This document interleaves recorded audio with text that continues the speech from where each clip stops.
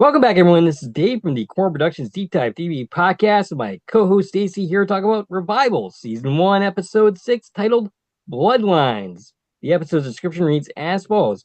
A breakthrough turns deadly when the Cypress family becomes a target. The series was created by Aaron Kuntz and Luke Boyce, and the episode was written by Aaron Kuntz and Luke Boyce. And the episode was directed by Samir Rahim. I'm hoping I have that pronunciation right. Probably not. I But don't have before the any name in further, front of me, but I would guess Rahim. that makes slightly more sense, except not totally how it's spelled, but I'll go I with it. don't have it in front of me, so apologies. Maybe you just ask Luke. Anyway, before going any further, I'll tell you a couple things. One, this is not a spoiler-free podcast. If you haven't watched the episode, I highly recommend you go and check it out, and then come back and give us a listen. Secondly, if we're listening to the platforms of this podcast is now available on, please follow, and feel free to check out our YouTube channel, Korman Productions, where additional content can be discovered. If you're already on our YouTube channel, please like, share, and comment, and subscribe to our channel. All right, shout outs this week. I got Heather Taylor, who by this point, the conversation is already out there, but we had an interview with the Revival writer, Heather Taylor. It was extremely entertaining. It was a blast talking to her. We talked a whole half hour after we were done, and I think we could have kept going on and on, but she had to go and get coffee. Yeah. If you haven't seen that, definitely go make sure you check out that interview. Heather Taylor, she was the writer of episode 5 specifically, and she, of course, was involved in the writer's room for the whole season. So she had a lot of amazing things to share with us about where we are at right now, right? We're heading into the second half of this season, and there's a lot going on. Yes. And the other shout out is for Luke Boyce, who commented on the Facebook post for this podcast. And he's definitely listening to us because he went point by point in a lot of stuff that we said. And I'm going to address all of his comments. So bear with me for a moment. Yeah, and these comments were to our episode 4 podcast. Because between the time 4 dropped and we're recording this one 6, we'd already recorded 5. So these comments are specifically to things we brought up in episode 4. All right. So Luke Boy says, great episode, some really thought-provoking theories and questions that I love to hear. You're asking all the right questions. Wanted to note some clarifications too, and a couple of story things, just because I couldn't help myself. Haha. And I actually appreciate him for doing this. But we appreciate it very much. We're getting feedback from the creator of the series about our feedback on the series. How meta is that? I know. 111, he says, we shot the show in 2 blocks of 5 episodes. Amanda Rowe directed the first 5, and Samir Rahim directed the second block of 5, which is a bigger block than we're used to seeing. We usually see it in like 2 episode blocks, not usually right. Most shows block shoot in 2, at least the shows we've gotten comfortable with. So 5 episode block is a lot.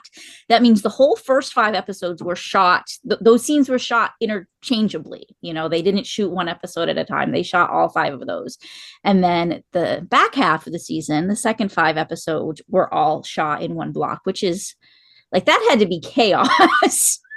I'm sure. It also means that, yeah, we were very wrong when you had suggested last week that you were just ready to say Amanda Rowe had directed all of them. Yep, I turned out to be wrong about that, and actually already knew that before that podcast dropped. But of course, we had already recorded that because we got these comments before that one came out. But yeah, so he also mentions they had a lot of problems with the Internet Movie Database. The usual. It's a thing. Yeah. It's specifically with Canadian television, we see that a lot. I don't know if that's true. I think we see it with Canadian television because we cover a lot of Canadian television. That's fair enough. Sandy Puria did not edit the first 3 episodes. The editor of the episodes are as such. 101 was Kurt Lobb. 102 was Mark Hussey. 103 was Sandy Puria. 104 was Mark Hussey. 105, Sandy Puria. 106 was Kurt Loeb. 107 was Mark Hussey. 108, Sandy Puria. And 109 and 110 were Kurt Loeb. Which, so I'm going to say that all these guys are extremely talented because one of the things that we have pointed out is the editing of this show. Yeah, very talented editing team. Very talented cast and crew all together. Really, there's In general, no for sure. elements of this series that we have any strong critiques about. Yeah, it's really clicking on all cylinders, that's for sure. So at 6 minutes and 7 seconds, he mentions revivers retain their physical traits from the moment they revived, not died. So since the burned man woke up halfway through being burned, his scars can only heal to the point of his cremation because that's what his body was like the moment he woke up. Okay, so that's pretty interesting. Yeah, I'm having a hard time. I've been trying to wrap my head around that ever since I saw Luke said that. Which is addressing specifically us saying, why is he burned? That can't be from the cremation. He must have been burned prior. He's telling us, well, no, that is from the cremation. I don't know. I'm having a hard time wrapping my head around they're revived to the moment of, or they're repaired to the moment of revival, because obviously whatever killed them has been repaired because they're Right. not dead. And then I'm just thinking about, like, what about the people that died 2 weeks ago, right? Because this was a 14-day period, the reviving. Wouldn't the bodies that had been dead for 2 weeks be starting to show like some signs of decomposition at that point? Yes. So I don't know. I don't know if I can wrap my head around that explanation, but I think I'm gonna just say it's similar to something we deal with a lot, which is time travel theory. And what we always say when we are talking about time travel theory is you just can't look at it too closely or it breaks, right? Right. And I think I mean, specifically, we have to put this in that same box. You can't think about how the reviving and how the repairing works too closely, or it's not going to make sense. it's similar to another show that we cover, both of them, Quantum Leap and the revival of that series. Like, if you think about that too hard, the series does not make sense at all. Right. And there's certain points where they bring attention to that, and it's like it just like you don't want to think too deeply about those kind of things. But 13 But it's what minutes, we do. yeah, that is what we do. So he says, to be fair, Dana is just trying to clarify for sure that M was actually murdered before reporting that there was a murder. M's case is too mired in mystery and confusion for her to even know what to report. So she's being extremely cautious while also making sure to keep M's secret to prevent any further issues or worse, getting taken off the case. Before she reports anything, she must confirm what she even is reporting. I think that's pretty fair. I mean, it's fair. I get all of that. Um, but also acknowledging that she says, I want to do everything by the book. Well, you're not doing it by the book, though, because any evidence you uncover during this stage would not be admissible into any kind of a court case, right? Right. So while I understand what she's doing and why she's doing it the way she's doing it, she's kind of full of shit when she says she wants to do it by the book. Yeah, fair enough. But All right, so this whole town's police kind of seems to act that way. I don't know if they know what by the book is. right.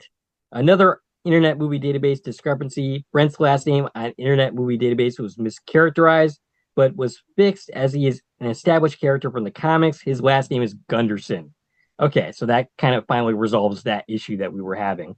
Right. We had two the last name of names. Brent. We weren't sure which one was the canon name, as you will. So Gunderson it is. We don't know where Carlisle came from. Maybe Luke can shed some more light on that for us of where exactly that discrepancy started, but Gunderson it is. Yes, and that's just in time for him to not be relevant anymore. Beyond this episode. All right. So 1705, for clarity, Clarice is essentially reporting that M headbutted her, which Wayne knows wouldn't necessarily affect her, which is why M headbutted her, and not that the woman punched M. Clarice is making herself the victim here, which is what a person like Clarice would do. Yeah, fair enough about that. In episode 2, you can hear her whine to Nella that M broke her nose. And this is Wayne Cypress we're talking about, so he's going to rush to protect and keep M's name out of any press or anything, and not bother to give M any agency in the matter. Fair enough on that. Yeah, it all makes sense, but I still think he would have also wanted to make sure she was okay. would have checked in with her about the incident in some regard. Right. And he mentions at 2854, hilariously, never caught this until you mentioned it, but the year on the stub of the parking stub is incorrect. It should say 2007. Revival Day happened on December 18th, 2007, not 2008. There are other dates in the show that technically establish that. Granted, that's not the only mistake in the show in that shot, but I won't say what the other one is. So, we would have to go back and find it for ourselves. But yeah, it's I actually started trying to read the Revival comic to find the exact date that is presented in the comic itself. And I find a year written anywhere in the actual comic. The comic itself came out in 2012. So I'm not totally sure if there's ever a year mentioned during the course of the comic. So still, I'm asking the question, why 2007? Right. Why in this particular time frame? And now I have even less of a context because I don't have the Obama presidency or the housing crisis to fall back on. Right. It's like, I feel like the date's important, especially for him to be like, oh, that was a mistake. It's not even just like, oh, we're set in the late 2000s. It's like, oh, no, it's not January 2009. Right now, it's January 2008. The fact that he is knowing exactly the date these things are supposed to be happening, and it's not just kind of an ambiguous setting, tells me there's some significance, some importance to this date or to this timeline that we aren't really picking up on yet. Right. 50 minutes and 47 seconds in, he says the bullet went through Dana and into M. Yeah, we kind of already figured that out. Yeah, we figured that out from episode 5. Episode 5 cleared all that up. Yeah. Oh, yeah. And that's the end of Luke Voice's comments. Thank you very much for the show creator deciding to comment point by point on our podcast. That's really crazy and amazing at the same time. So, yeah, that's it for shout outs. Stacie, do you have Stacie, what are your thoughts on this week's episode? Well, there's a lot of thoughts on episode 6. This is the episode, right? I feel like episode 6 of Revival is what episode 7 was to From. Oh, yeah. Yeah. The episode that kind of flips things on its head and makes you go, oh, this show is something people need to be watching and paying attention to. Yeah, episode 6 is wild. Like, it's not the season finale, but it feels like it very well could have been. It feels like a season finale. And it's also not the halfway point. We're a little past the halfway point. I'm very eager to watch the next 4 episodes. We pretty much clear the deck of a bunch of characters. There's so much death in this episode. Yeah. Now, I don't think that means we're necessarily not going to see any of these characters again. I do feel like this show, the way it's being presented, leaves a lot of room for flashbacks and kind of filling in the gaps of the parts of the story we don't know yet. So I think we're going to see some of these characters again. But I was surprised how many people they killed off in this one episode. I was like, wait, what? They're dead. Okay, that was the main action. And it's like, well, nope, this one died too, and that one, and that one. Well, it's kind of funny because even though in the comic it doesn't seem like the revival event reoccurred, that doesn't mean that they couldn't do that in the show. They could definitely take it in that direction if they chose to. They don't have to. Yeah.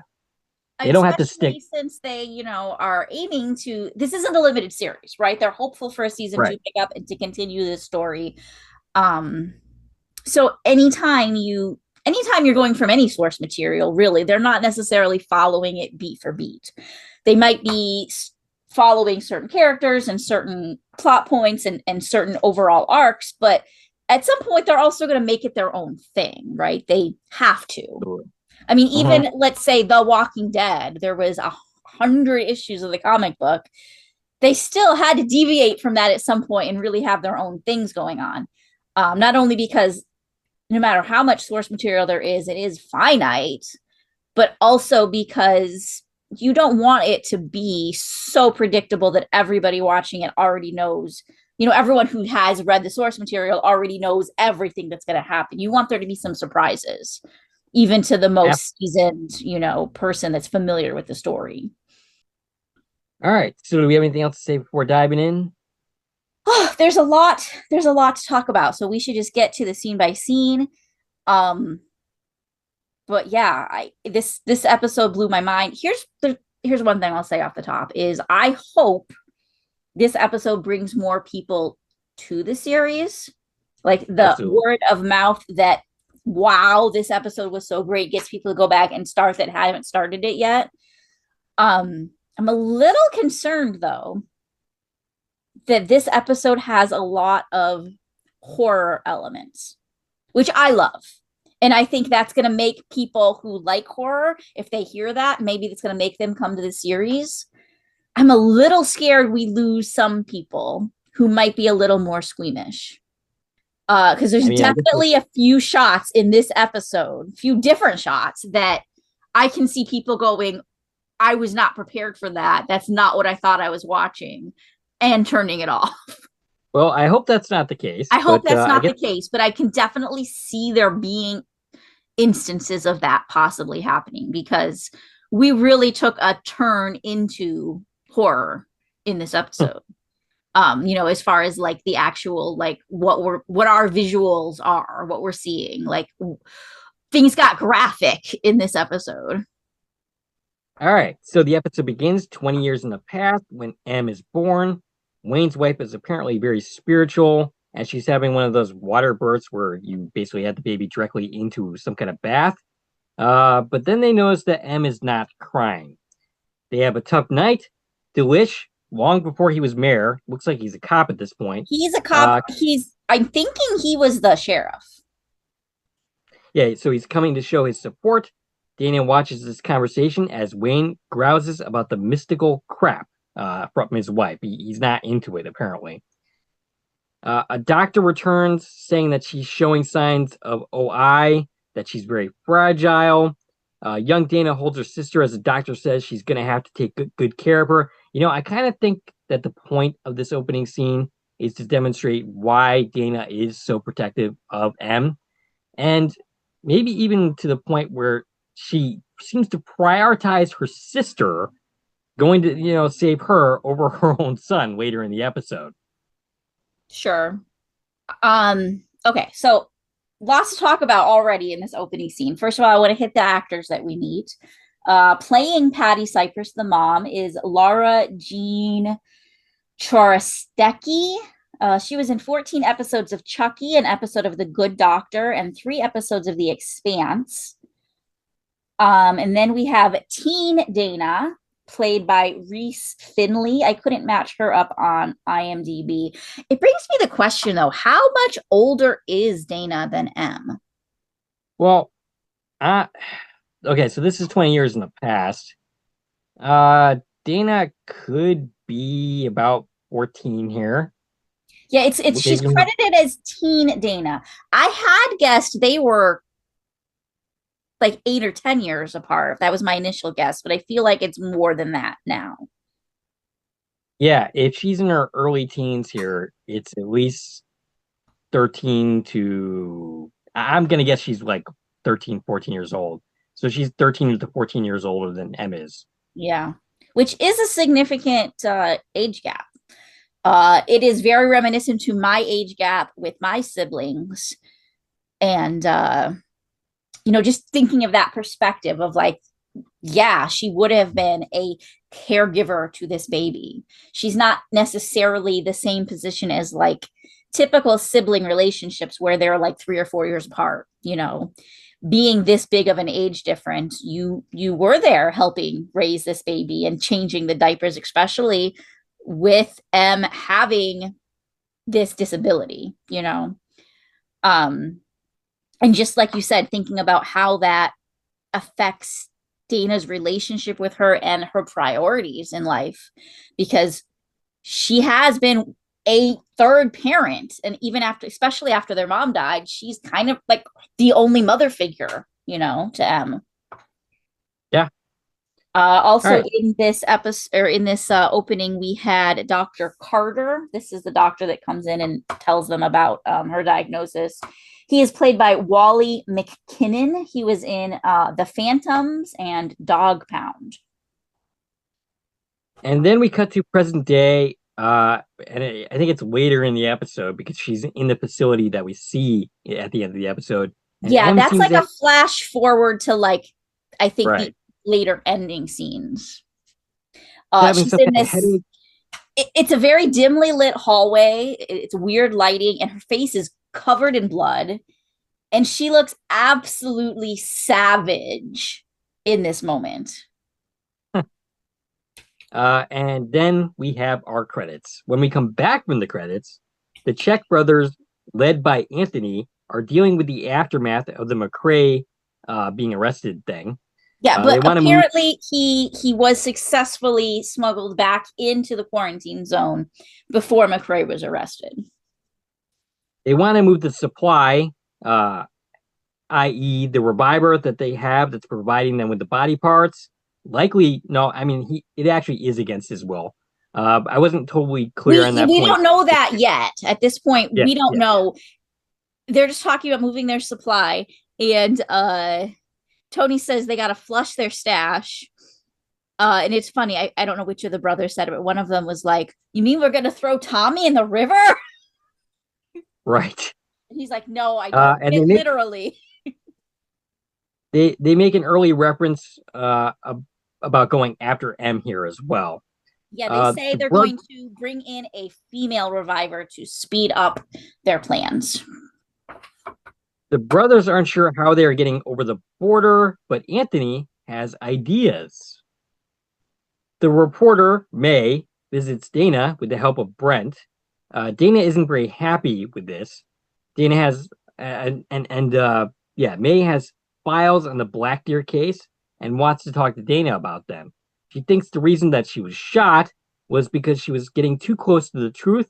Dana mocks her about believing that the whole McCrae thing was a setup, which it actually turns out is somewhat the case. Even though McCrae is actually working with the Czechs, he is also being set up at the same time. He's being set up for being the shooter. So upon rewatch, once you know where this episode lands, it's very obvious that May knows it's Brent. Like, she doesn't want Brent in the room while she's talking to Dana.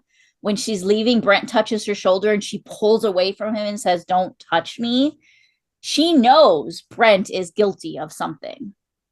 And basically, May, before she leaves, says that she has her notes in the file and she wants Dana to read them.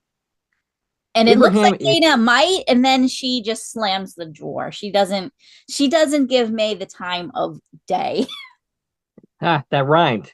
Abraham is in his hotel room, I guess, looking at the samples under a microscope. He sees something in the sample. I'm not totally clear on what he is seeing exactly. It's yellow and it's glowing. So it's something related to what we're going to get to at the end of this episode. And he says, "There you are."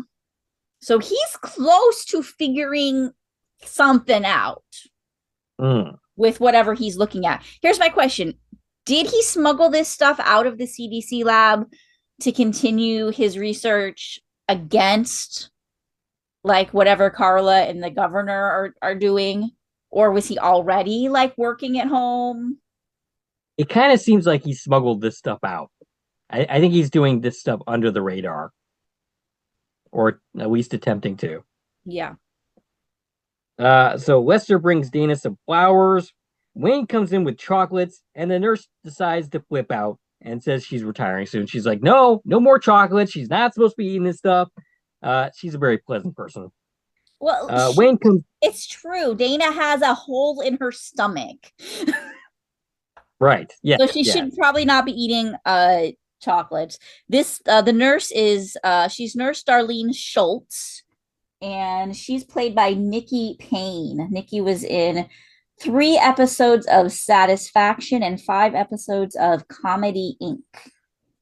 So Wayne comes in and admits that it was hard seeing her like that. Wayne says that McCrae was working with the checks. He didn't see that coming. He does mention that Dana never liked him, but Dana doesn't think they were a part of this. Whatever was going on that led to her being shot, she doesn't think the checks are involved. If they wanted her dead, they'd just shoot her in the face and be done with it. Wayne asks about the professor. Dana thinks he wanted to confess something, but doesn't know what. And Wayne says the town is holding her back and basically says, I've been holding you back. When she gets better, he will give her a letter of recommendation. This is a sea change in Wayne's attitude, at least towards his daughter. Yeah, he's finally like realizing like it's probably crappy of me to be mad at you for wanting to do more with your life than to Right. just stay here in Wausau. She also tells him during this that she says she shot the shooter in the arm. Obviously, she's not throwing M under the bus, but she says she shot the shooter in the arm and asks if McCrae has a wound there. Wayne says he doesn't. And now she's like, well, he must have been framed. Here's my question. Why did we not get to this earlier? Like, as soon as Dana woke up and M told her that she shot the shooter in the shoulder, Dana should have told that detail to someone. Right. Yeah.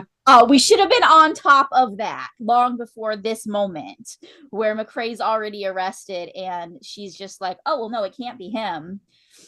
Also, on that same vein, she's now come along to what May's saying. She says he must have been set up.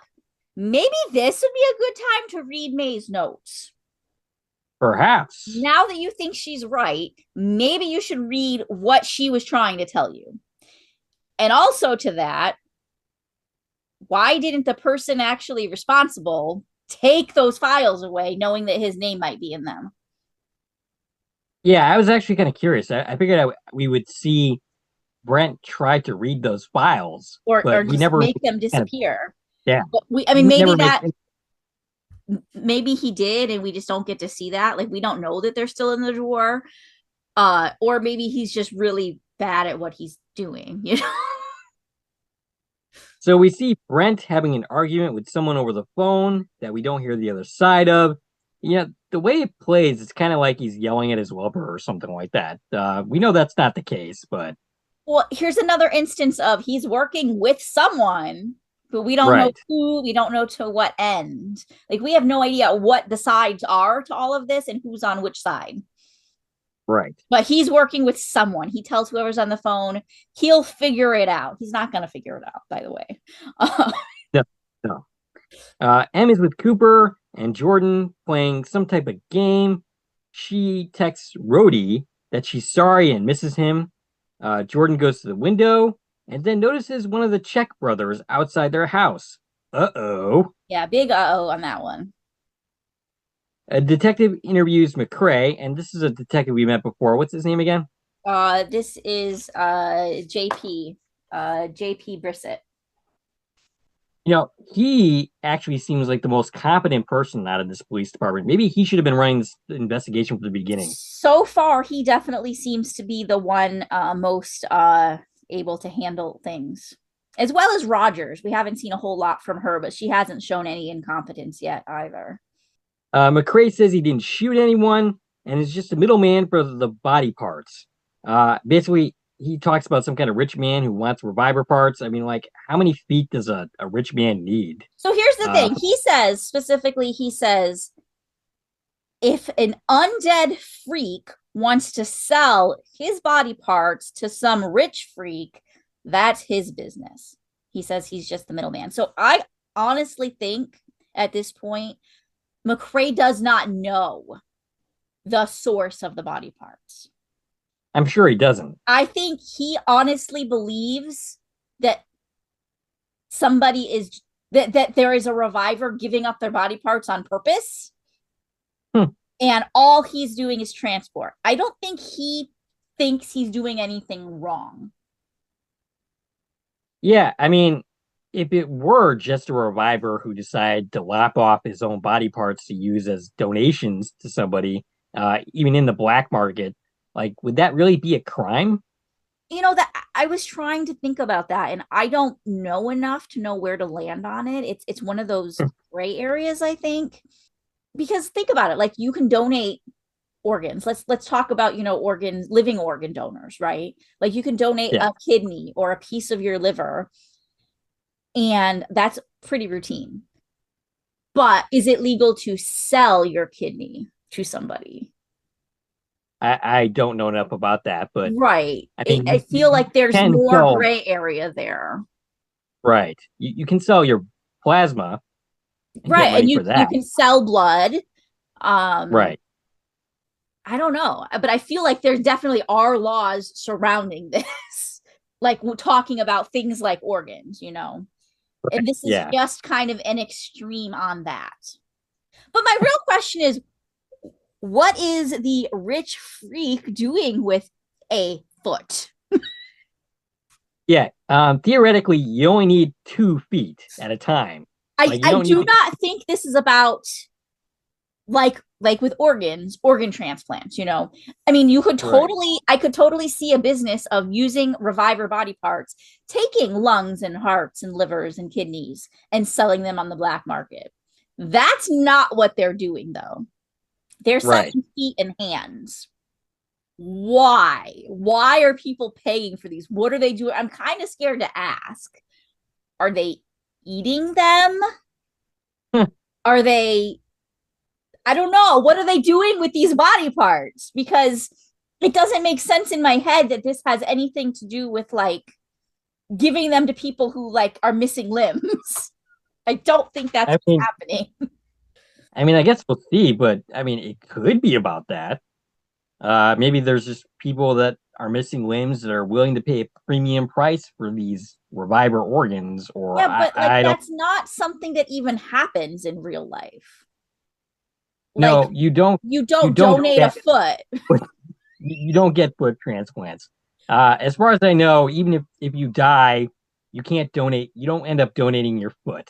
Right. Like, But could uh, that be the case here because it's less dead? well, the reviver parts heal, I guess. Like, Right. so I mean, I guess you could just, I don't know. This is something you brought up off mic one. So I feel like this is a good time to put this on the record. Something you noticed that talking back to episode one, the pilot, when we're first shown that when you cut the reviver skin, it heals. We were Yes. looking at a sample of skin that's been cut from a reviver. It's no longer hooked to a person, but it still has some healing properties that even while it's just skin, the cut heals itself. Yes. So I can see there being a premium on reviver tissue for like skin grafts or something of that nature to give people an armor of sorts, if that makes sense. Yeah. I mean, I I can see how like people could find a way to utilize this, right? I'm just all the dots aren't connecting to me of how exactly the Czech brothers are profiting from what they're doing. we'll definitely see as we go along. I'm assuming that this is not the last we're going to hear of the story. This is actually the first that we're really getting the whole organs part of the storyline. But Right. And again, it's not organs, it's hands and feet, which is what I'm just really confused about. Um, right. but also one more thing on that piece of flesh is in this, I think this falls under the you shouldn't look at it that hard because it'll break plot area. But I just want to point out that cutting the cut in the middle heals, yet nothing's happening on the edges of it. It's not like growing bigger. You're not Or growing a new person, right? right. No, but so Um, far that is not the case. yeah. So presumably a foot cut off is just a foot cut off. It's not going to keep growing into a leg, for example. Right. Yes. Which also makes me wonder if you were to cut off a reviver's head, this is totally total tangent now, but if you were to cut off a reviver's head, would the head grow a whole new body or would the Well, body I mean grow a new head? that's the question I asked with the whole Arlene situation. Is like, Right. With her, it was just the very tip of her head, though. yeah, yeah, I don't know. And the tip of the head was just kind of existed as a flesh sample, and her body rebuilt the tip of her head. But if you were to cut literally at the neck, Which and the half would grow back? whole brain is intact, Right. would she grow a new body, or would the body grow a new head? Or would they both grow because it was the head? Or would this literally kill them? I feel like there's a whole area of discussion there, and I bet you anything this is something that came up in the writers' room, and possibly something they went, let's not worry about that. Yeah, I can imagine them not wanting to really address those issues, but maybe they will at some point. Maybe they will. So McCrae says he got paid better than he ever did here all of last year, and basically says he doesn't get paid enough by the police department to answer the question of who he's working for. Not to mention they kind of know, like they specifically call out the checks, and he's like, I'm not going to tell you anything about that. Again, I really don't think he thinks he's doing anything wrong. I don't think he thinks he's going to be culpable for a crime here. Right. I don't know. We'll see. Wayne doesn't think McCrae is the shooter. He asks the detective about an ID on the body parts. The detective says it was someone young. The detective then goes on to show a video clip of Rhodey cutting himself at a concert, and Wayne, of course, recognizes him as M's new boyfriend. So Wayne goes and basically arrests Rhodey. Yeah, and I think it makes sense that they would think he's a good lead of to who the body parts belong to, since we know it's somebody young. We've seen him having no trouble mutilating himself. And if they are going on what McCrae said at this point, and if they do think it's somebody that the reviver is in on it, right? That they're selling their own body parts. Right. I can see them thinking that Rhodey's a good lead. But we're not questioning him. We're not DNA testing him to see if that's his foot, which should have been really easy to do. All we're doing with Rhodey is shoving him in a secure location, a room that Wayne calls Riverside, and locking him up there. Yeah. With no due process, which is what the government granted him the ability to do. But I'm sorry, Rhodey has done absolutely nothing wrong. Nothing wrong. Like, this should have been hey, we're going to question you. And hey, we're going to take a DNA sample to see if this is your foot. This is a legitimately scary action from Wayne. Yeah. Because this is dictator stuff right here. And he just goes without a second thought and just shoves Wayne in a room, which is apparently where Miles is, by the way, but we're not there yet. But yeah.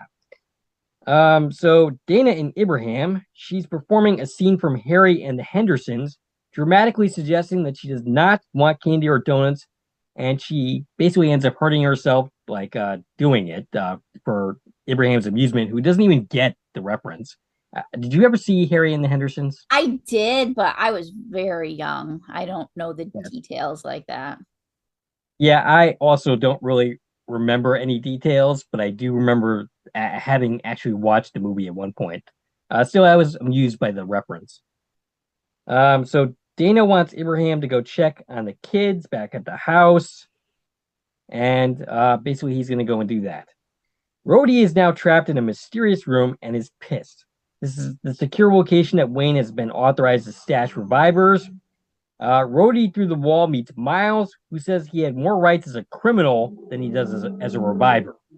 And I find it interesting. They have chain collars around their necks. I'm a little confused by that. What's that about? Yeah, I'm not sure. I mean, it seems because it didn't look like they were chained to the room. They just have these collars around their neck. I'm not sure what that's about. I feel like there's more going on here than just, they're in a cell. Now, I assume Arlene is in one of these cells. That makes sense. It does. Who else? How many revivers have they rounded up, Right.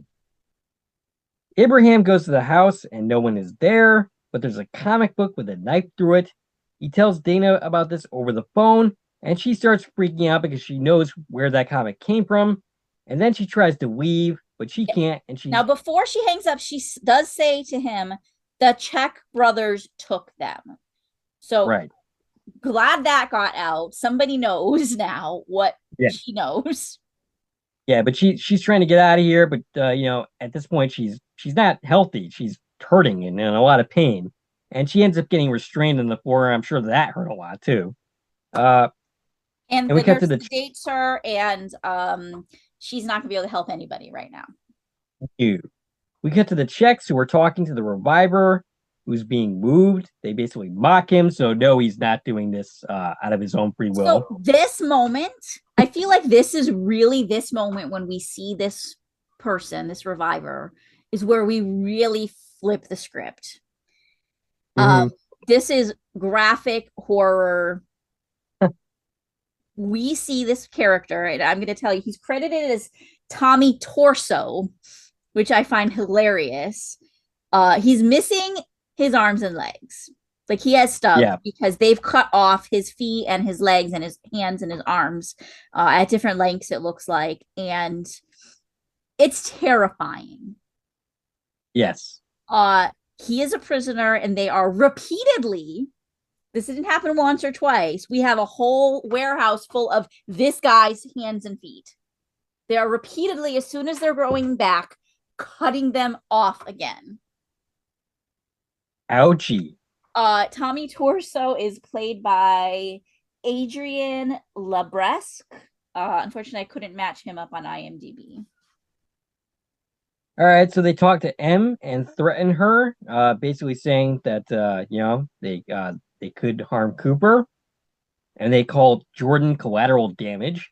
I'm assuming that means that they're gonna do what they're doing to this poor dude to both M and Jordan. Right. Their goal was to kidnap M because they know she's a reviver. But hey, look, they just got another Yeah. reviver too. And depending on what the rich freaks are doing with these body parts, I mean, I can see them not only wanting a female, but now we have a kid. So Right. And Cooper says, I mean, basically they say that Cooper is a chip they are using to keep the Cypresses in line. And they talk about M being the pretty face of the new boss's product line. I'm not sure what that means exactly. right. So we've known like there's been mention of a big boss, right? This isn't Yeah. just the Czech brothers. They're working for somebody. We don't know who that somebody is yet. I hope it's going to be a really cool reveal who that boss is. But it's never been named. We just know there's some big boss that's the super scary big boss in New York. Brent talks to Dana, asking why the Czechs would go after her. And then we see Wayne interrogating McCrae, wanting to know where his family, where Wayne's family is specifically. And he goes as far as to threaten a gun, pointing at his nether regions. McCrae has no idea and isn't afraid of the Czechs, but who they are working for. So that's interesting. He says if he reveals the name, he and his family will be dead. So he might as well just kill him. Yeah. So Wayne now knows the Czech brothers took M and Cooper. He's pretty confident McCrae is working with the Czech brothers, which is true. He wants to know, where is the location? Where are they harvesting these body parts? And I don't know that, if McCrae was doing transportation, he probably does know the location of the warehouse, but he genuinely has no idea that they took M and Cooper. He has no idea what Wayne's talking about when he says he's been locked up. Because this happened after he was arrested. This wasn't always the plan. So he's honestly like, what are you talking about, your family? Right. All right. So Dana calls Anthony and basically says, hey, I thought you said. Actually, Tony calls her. Oh, okay. Yeah. So she basically is like, I thought my family was off limits. I thought we made that deal. And, basically he's changed the deal. She's allowed to talk. He says, you're a cop. I'm a known criminal. Are you really surprised? Right. He's like, of course I was going to double cross you. Right. She's allowed to talk to Cooper for a little bit. She deduces that he's selling reviver parts. Anthony is going to go help them. Okay, so Anthony tells Dana that she is going to help get M over the border. M is a goner as far as she's concerned in Anthony's point of view, and Cooper is still very much alive. So if she wants him back, then she needs to do what he wants him to do. Right, which Uh, specifically is to help two trucks get out of the quarantine zone, which was McCrae's job, but now he needs Dana to step up and do this because they no longer have an in with anyone in the police department. So there's supposed to be two trucks to get Tommy and M out of the quarantine zone is their goal. So he gives her details like, oh, you got to be at the eastern checkpoint at 4:35 and then at the southern checkpoint at 4:45, and here's the license plate numbers of these vehicles, and you make sure they get through the checkpoints without any problems. Also, I'm kind of wondering how would the local cop even have the authority to get a vehicle through? Like, it's the CDC running the checkpoint. McCrae goes up to them and is like, let this truck through, and they just listen. I'm not sure, but apparently that's happening. So she tells Brent to pull around the car and demand the nurse give her a shot of pain medication. She calls her dad to tell Wayne what to do, which I think is to go to the warehouse. And No, despite his she's sending him to the eastern checkpoint. She says her and Brent are going to go to the southern checkpoint because they don't know the address to the warehouse. They don't know where it's happening. So her plan is to get the address out of these drivers and to convince them to call Anthony and lie and say they made it out safely so that he doesn't hurt Cooper.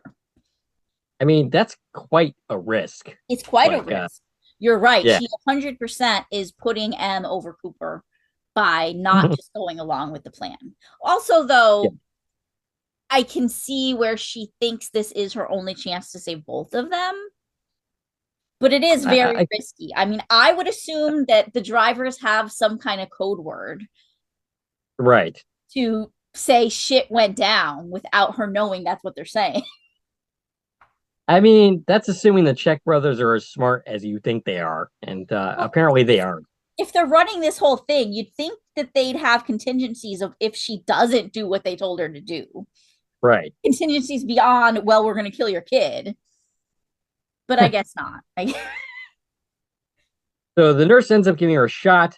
Brent comes back in, but she notices he's bleeding from his shoulder. And he knows that he is the one that shot her. And I don't even know what this, like, the way this scene plays out is really cool. Like, I love this scene. It was so beautiful. The cinematography, the editing, the music choice. So what happens is Brent takes the TV, and it's a little TV on a cart. Remember, we're in 2008. I was going to say 2009. We're in 2008 now. He puts the TV cart in front of the door, turns it on really loud. He's about to kill Dana because she knows. Yeah. Yeah.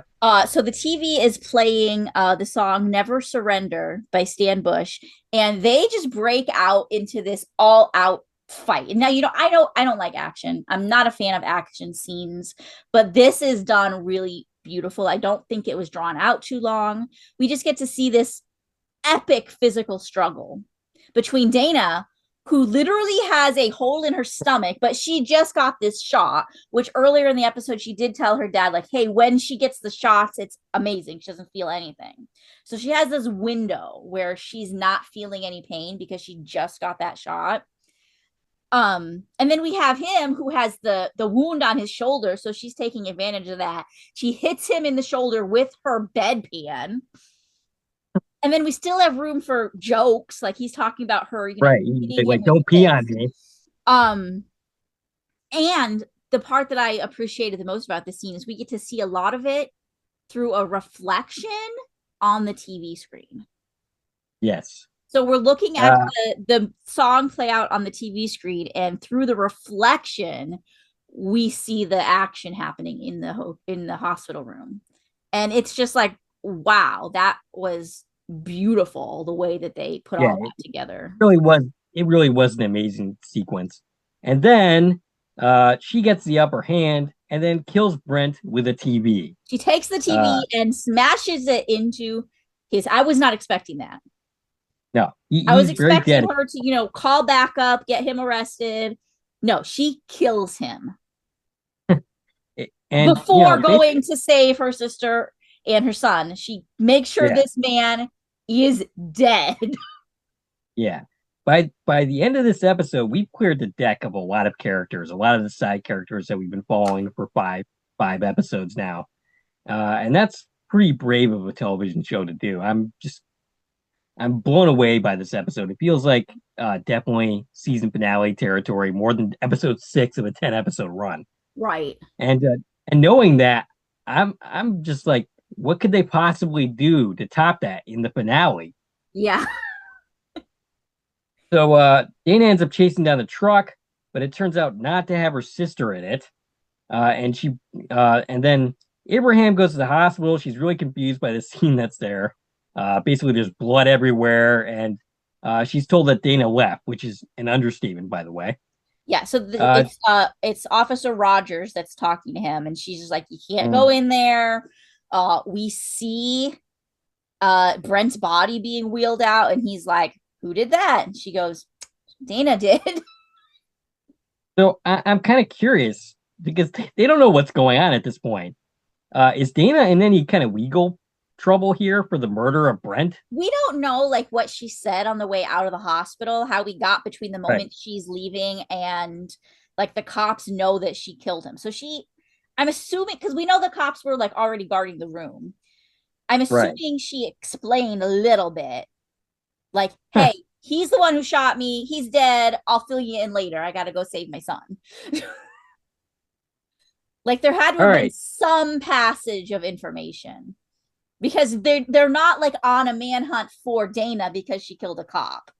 They're all gotcha. looking for the warehouse. All right. So Dana has the truck driver call the checks to let the checks know that the truck made it across, even though it's not going to now. And this Uh, driver is played by Matt Collard. Unfortunately, I could not match him up on IMDb either as of when we took these notes. he calls her dad and informs him about Brent, and then she says they need to get to the warehouse before something happens to Cooper and Jordan. Yeah, so they Wayne got tells the her address. not. Got the Yeah. address from this driver. So that part of her plan has been successful. They know where to go now. But Wayne says his truck never showed up. Mm, So they say, well, where is it? right. And then And we Wayne. see the second truck. Right. Wayne tells her not to engage until he arrives. Abraham figures out where Dana is going and runs. Basically, he's going to go to the warehouse at this point. Jordan, and by the way, this entire last sequence in this warehouse when things get really dark and there's lights flashing, and I had to watch it multiple times to see which characters were here and doing what because Yeah, it was there's pretty a lot dark. going on. Right, It's very much a cinematic climax. Like this could right, be a movie right now right. with how much Uh, stuff is happening here. Um, and it's also one of these things that this show does very well in every episode is when we get towards this climax, we just start cutting between multiple scenes very quickly. So we're kind of like all over the place with different characters. Like we'll be with this character for 30 seconds, and then we're over here, and then we go back there. Um, so I think in that regard, our notes aren't necessarily lining up exactly with when things are happening, just because so much is happening at once. all right, so Jordan is in the room chained up. The lights go out. A red alert sound goes off, and she hears like the sound of like somebody struggling and potentially dying. Okay, so And yeah, then let me back up from you 1 second then, because before that had to have happened, we have M. okay, Let's talk about what's going on with M. all So right, she was in the second truck, the one that was supposed to meet wherever Wayne was going and never showed up. We see the truck at one point. The driver's dead. And then we see M walking away from the truck with coolers full of body parts spewed all over the road. So she didn't need Dana or her dad or anybody to intervene to help save her. Right. The first Right. truck had Tommy in it, and he still didn't have arms or legs. He was very much helpless, but M was not helpless. She managed to escape this truck, kill the driver, and leave. Mm. And it was also like, just we're starting to see, like we saw earlier in the episode, where she looks like she's on a mission. She knows exactly what's going on, and she's about to take control of her destiny and her family's destiny, and she's going to go save the day. She doesn't need her family right now to help. She's in charge, right? Hmm. And here's my question though. All these body parts, are those her body parts? I'm thinking they must be. Yeah, wow. Or maybe If that was body parts that were already stored from other Well, I people. mean, the only other person they have is Tommy. Right, okay. And Tommy was in another truck with a bunch of body parts. If there's body parts in each truck, I'm assuming they already cut some off of her and went through this a few times before they packed her up. Right. Hmm. Wow. So I'm thinking that's where her head is she's already been tortured at this moment and had body parts cut off in order for there to be all these parts that are just everywhere in the road at her truck. Where her head is at. That's a nice pun. Anyway. And also, this driver did not call in and say he's safe, right? Because nobody made it do that. So I think that's why at the warehouse now, the alarm is going off. That's why we have the lights in this state and everybody's suddenly panicked, is because this driver didn't call in.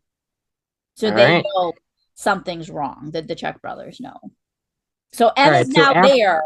And what Jordan was hearing was M very much unaliving somebody in the hall outside of the room she's chained up in. All right, so we see M, and one of the Czech brothers are walking down the hall. He's still pretty much in the distance looking for her. Dana enters the warehouse. M fights and kills the bigger of the Czech brothers. And Dana is very obvious in a lot of pain. She's continuing down the hall. We see something bubbling in the water. We don't know what that's all about. And presumably this is the creek where the algae bloom water came from, where Abraham thinks this is the epicenter of the whole thing. Presumably that's this water. And like you said, something's bubbling. It's this yellow, light, bubbly something.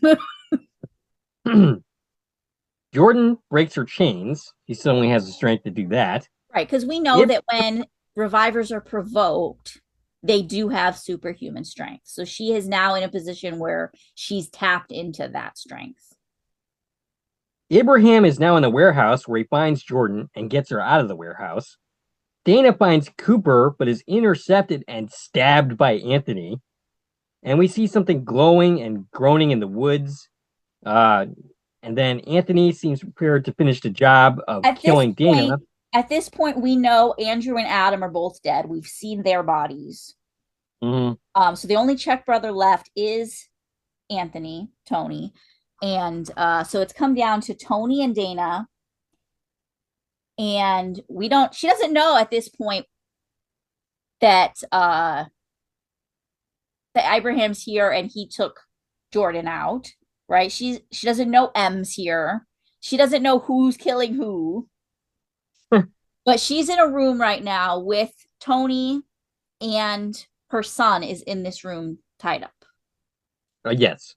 And then M basically sneaks up on Anthony just before he's about to basically kill Dana. She jumps on top of him. She ends up getting stabbed, but then she takes the knife out of herself and then stabs him back and kills him. Oh, you missed a lot, actually. Oh, okay. That's not at all what she did. No? You need to go watch that scene again because it was epic and much gorier than what you just described. So during this struggle she's on Tony's back and she's like trying to choke him or whatever, and they're struggling. She gets broken. Oh, okay. M gets broken. Her arm is broken and the bone is hanging out of her flesh. So Wow, I missed that. her arm bone is just dangling. She picks her half dissected arm up with her other arm. She stabs Tony with her broken arm bone. Okay. So if you missed that, you need to go watch that again because it was wow. Yeah, that sounds pretty gruesome. That's how she stabbed him, was with her own bone that he broke. Okay. I was having trouble watching. I was watching from my phone and yeah. And I want to remind you, when we first saw the hack slash comic book, and I think it was Andrew that had said like, oh, the heroine, takes care of their family and kills the family that goes after them. And I was like, that's foreshadowing that M is going to be that person, not the Czech brothers. Yeah. I think I was pretty right on because she took out the Czech family to He protect her definitely family. did. They are very, very dead. So Abraham helps Jordan to the car. They see the glowing creature. M gets Cooper out of the building crying and then goes to her sister. Jordan tells Abraham it's okay. This creature is here for me. She Which starts is walking. weird. The whole Yeah. like she's creepy in this scene. Like she's Yeah. so calm and she's like, it's for me. Cooper, yeah, Cooper comes outside. M cradles her dying sister, begging her not to give up. And then we see her hand start to glow yellow. Jordan turns to Cooper uh, and Abraham and thanks them for being so kind to her. And then she touches this creature, which we get an actual shot We of. finally get to see it for the first time. Right. And I had a hard time describing it. I tried putting in my notes like what this creature looked like. Hopefully everybody who's listening to us did watch the episode and you do know what it looked like, but it was so hard to describe. It was basically like it had 4 legs, but at the same time it was bipedal. Like it's standing on its back Right. legs like a human, but its front ones were not arms. They were the same length as the legs. Right. And they were like clawy in nature at the end, all 4 of them. And it basically was light. The creature is made out of yellow light. Mm. Which is hard to explain what I'm saying, but hopefully, again, Right. you've all seen this, so you know what I'm talking about. It doesn't even seem organic. It seems like it's made out of light. Yeah, I'm not totally sure this was a finished effect.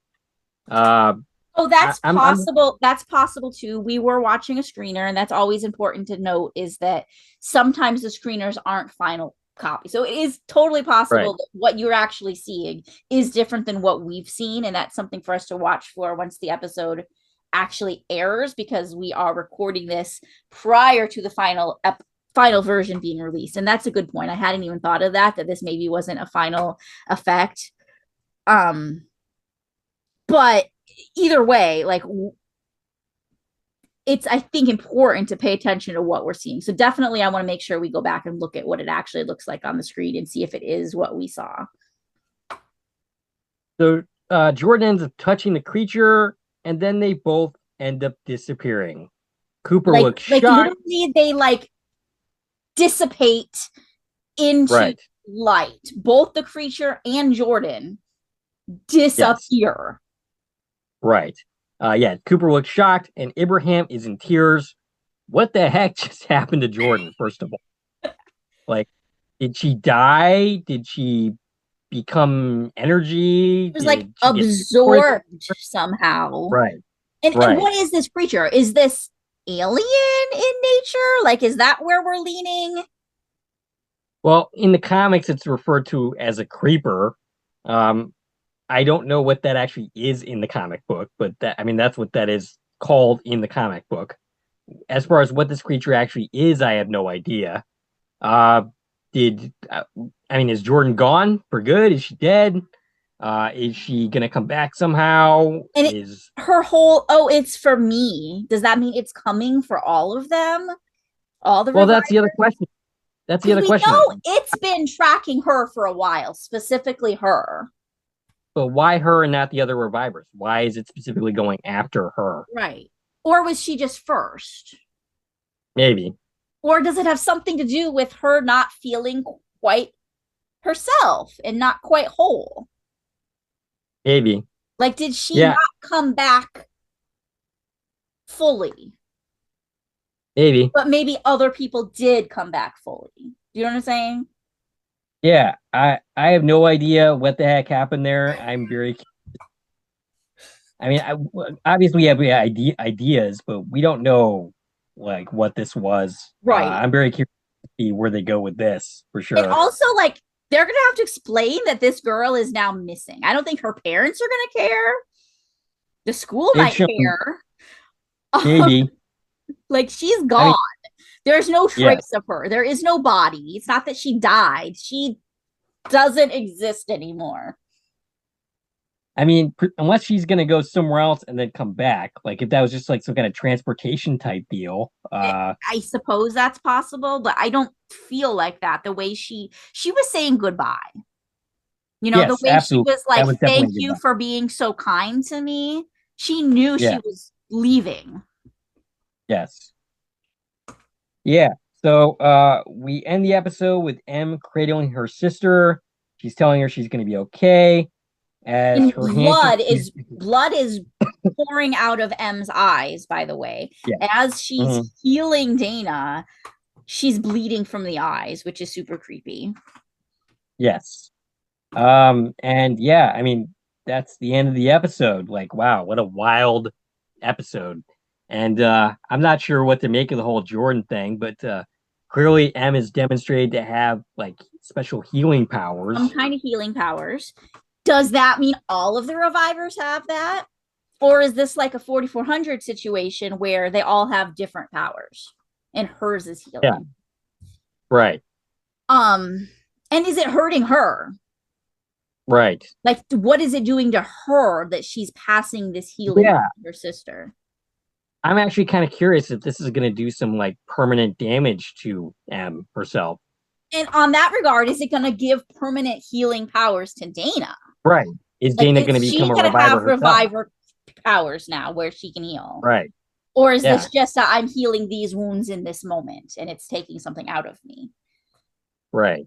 Lots of questions, lots of like, whoa, what just happened? This whole story just flipped. We don't know how it flipped, but it flipped.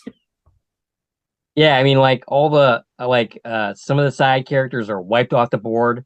McCrae might still be in play, but Brent definitely isn't. He's dead. Brent's dead. I mean, the Czech brothers are dead. We still don't know the bigger picture of how any of what they were doing might have been involved with anything else going on. We still don't know who killed M. We still don't know how Aaron was involved or who Aaron was working with. Now, I want to circle that for a second. We know Aaron was working with somebody who hired the burned man to steal the thumb drive. The burned man gave the thumb drive to the reporter, presumably also gave her the files because we saw him stealing files and now she has files at the beginning. Yes. So whether she's working directly with the burned man or the burned man's just giving her intel, he at the very least seems to be on her side, which was wanting to uncover Brent. So I don't think Brent and Weimar are linked together on the same side. Probably not. But that leaves me back on, well, what are the sides? How many different sides to this are there? Because I feel like there's a lot of sides happening here. Yeah, I mean, what was Brent's involvement with McCrae? Like, I don't think Brent had anything to do with McCrae. I think he was setting McCrae up for being the shooter, and in the process, accidentally uncovered that he's working with the Czech brothers selling reviver parts. Interesting. Yeah, lots of crazy stuff going on. I have another question about this creature for us to think about. Is this the same creature that was at Blaine's? because Blaine, that wasn't in this episode. We had no Blaine, no cult stuff, but it was a light that what is his name? The new recruit, Tyler. That Tyler went and touched and got his hand branded, right, to enter him into the flock. And he looked terrified when he saw the guiding light, they called it. Was that this creature? Well, I'm assuming it's also a yellow glow. I'm assuming it's the same species, but I'm thinking the comic book, I think, had more than one creeper. So there might be more than one of these creatures running around. Okay, because this whatever just happened with Jordan seemed to have just come up from the water, right? Yes. And then it seems like Blaine has something related to this creature at the very least going on at his compound. Right. Yeah, I'm really confused at this point as to where we're going from here. But yeah, I mean, again, the Czech brothers are dead. The Czech brothers are dead, but not who they're working for. I feel like that person has to be released, come into the picture at some point. And I'm expecting it to either be somebody we literally already know or a big actor. That's what I'm expecting. The way they've been so secretive about the big boss. Right. Yeah. And then Brent's dead, but we still have no idea who he was working with. He was on the phone with somebody, so he was working with somebody for something. Right. So there's more to him still. Reminder that Aaron is dead, and we still don't know who he was working with. Right. We know who killed him, though. We know who killed him, but why? Yes. Again, I don't think Brent is who Aaron was talking to, and he double-crossed him and killed him, because it doesn't make sense where Blackdeer falls into all that. Right.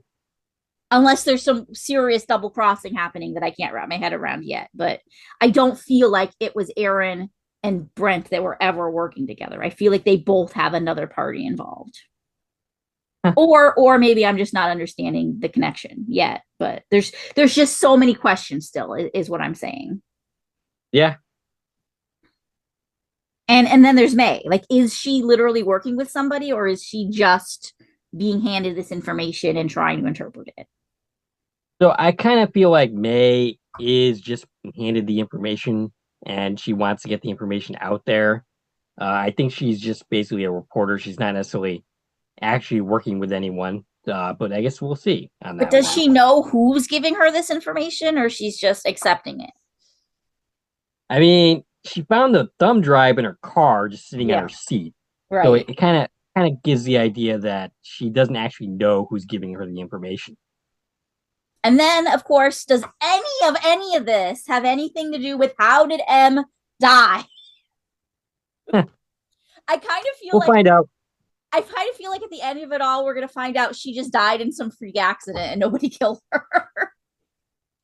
We'll get the answer to that in season 20. Maybe. And then, of course, why is it 2008?